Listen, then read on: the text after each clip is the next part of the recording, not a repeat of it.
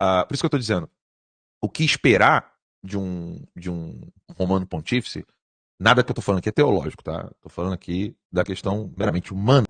Né? O que esperar de um romano pontífice é que ele consiga fazer a sua presença inibir os conflitos, porque esses conflitos geram muitas mortes e ninguém quer isso.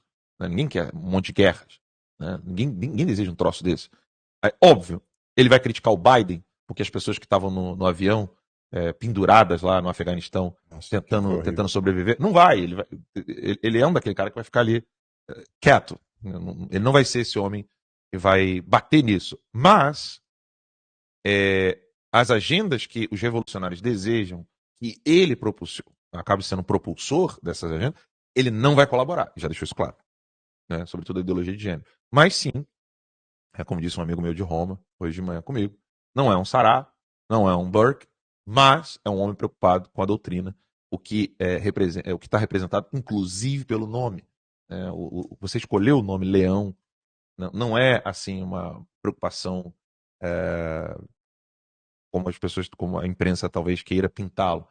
Mais um Papa arco-íris, o woke, não sei o quê. Não, Leão não é o nome. Por quê? Por causa do primeiro Leão, né, Leão Magno, por causa do último, né, que foi Leão XIII. Então há essa preocupação doutrinária. Lembra que a gente estava falando aqui que Leão XIII foi o primeiro a colocar assim São Tomás nos seminários. Né, São Tomás aqui, o ensinamento escolástico, recuperar, resgatar a pureza dos ensinos filosóficos. Né? E ele é um agostiniano, então ele vai querer promover esse pensamento filosófico mais profundo. Agostinho é aquele filósofo e teólogo que fala do homem encontrar-se com Deus dentro de si próprio, olhando para si, procurando, né, a frase que Agostinho falava, né, buscava fora o que estava dentro. Então tem essas tendências. Os aspectos externos mostram que ele não quer dar continuidade aos aspectos estéticos do próprio Francisco, ou seja, ele usou aquela... Como é o nome, Max? Vermelhinha. Moceta, né? Moceta. Ele usou a moceta vermelha. Se você for pegar os últimos 5 papas, vamos pegar aqui, ó, Leão XIV, Bento XVI, João Paulo II, João Paulo I, Paulo VI. Se você pegar os 5 últimos papas, só Francisco não usou a moceta e a estola papal. Só Francisco não usou. Então, essa ruptura que poderia ter dado continuidade, ela não deu. Leão XIV, vamos voltar para cá. Ele usou a moceta, ele usou a estola papal.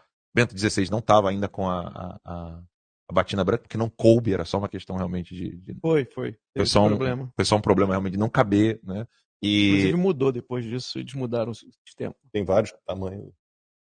E aí você entende que a questão estética, por exemplo, não deu continuidade. A missa de hoje de manhã, lá em Roma, a primeira missa dele, com os cardeais, também não tem uma tônica como a imprensa ou mainstream media nem gostaria. Nem como a primeira missa do Francisco, né? Eu me lembro bem da primeira homilia dele, que ele já começa a falar desses assuntos bem de esquerda, bem globalistas.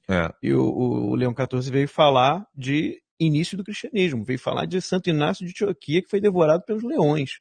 E ele se colocou ali como alguém que tem o mesmo objetivo dele, ou seja, me entregar a Cristo de tal forma que o meu corpo desapareça. Achei interessante essa visão dele. Inácio de Antioquia foi aquele que falou assim, o que aconteceu com ele? Ele era bispo, ele era discípulo de São João, apóstolo, e ele era discípulo de Policarpo. Não, ele era o mestre de Policarpo. Ele era o mestre de Policarpo. Isso. Então ele era discípulo de São João e mestre de Policarpo. Isso. E ele tinha muitas amizades fiéis, né, dentro de Roma, do poder romano. Né? Então eles poderiam libertá-lo. Ele era um grande intelectual. Um grande intelectual, Santo Inácio de Antioquia. Ele poderia se livrar da morte, ele poderia se livrar do martírio. Aí a frase dele que explica essa frase do Papa Leão XIV. Ele disse o quê? Deixe-me ser trigo triturado na boca dos leões para assim ser o puro pão de Cristo. Né? É como se fosse a missa, né? Ele entrega o próprio corpo como pão para aquele pão ser consagrado e assim ser o corpo de Cristo. Esse é o significado. Por isso que, inclusive, o nome católico, o primeiro a dar esse nome foi Inácio de Antioquia.